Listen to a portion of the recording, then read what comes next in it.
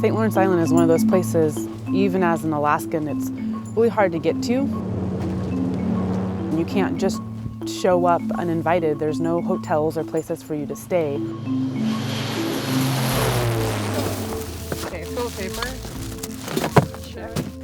Well, when you're here, there's no going back to the lab to go and get more supplies. Should I grate that? We do not have a grater. We just have this little knife here. Do you have a lesser? We're on St. Lawrence Island, which is the largest island in the Bering Sea. It's part of Alaska and therefore part of the United States, but it's actually closer to Russia than it is to mainland Alaska. This site had two major Cold War installations on it. These were over-the-horizon White Alice listening devices out here. And unfortunately, when they closed the site down, they left behind all of the materials they had here, including many things that we have since learned are highly toxic, like a lot of PCBs, which were used in the electronics and capacitors out here. And since then, that material has leached from those sites and contaminated the environment. Explain what it is. This is a blackfish, and we're going to dissect it in just a second and open it up and get the liver and kidney, brain, and put them into all sorts of different fun little tubes. For a brain.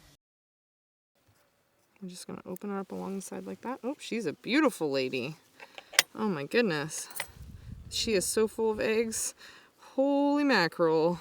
Quite a lot of cleanup has occurred in the last few years at Northeast Cape. What we're finding with this research is that even though the Army Corps of Engineers has decided that it's cleaned up, the fish are still contaminated with high levels of PCBs, and that they're showing a biological effect from these contaminants. I wish I had a spatula or something. The male fish in this stream that's draining the former military site all produce egg yolk protein. Males shouldn't be producing egg yolk protein. They produce it because they're exposed to contaminants that mimic estrogen. And so those things are local, relatively local.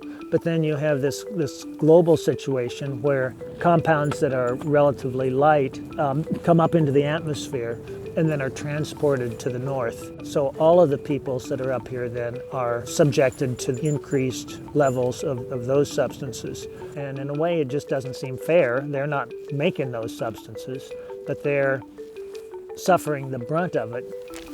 Whorlpack, blackfish, dunsies. So this research project is a collaborative effort. We're bringing all of these different biological perspectives together to understand the complexity of how these contaminants affect the fish's health and therefore human health. Can you tell me again what it is? this is a bug shirt. The original bug shirt, Elite Edition. We might try to label. Well, sitting on the ground and hunching over like this to try to dissect a fish actually hurts my back a lot. And You know, you're trying to get this far from the fish so that you can see all of its little parts, and it's starting to get kind of cloudy out, so you're getting this close with the fish. the tundra, if it's not wet, can be quite comfortable. It's very squishy and soft, and so I just lay down on my stomach and had my cutting board and utensils in front of me and set up my fish, and became very efficient at that method. And you got to get creative when you're out.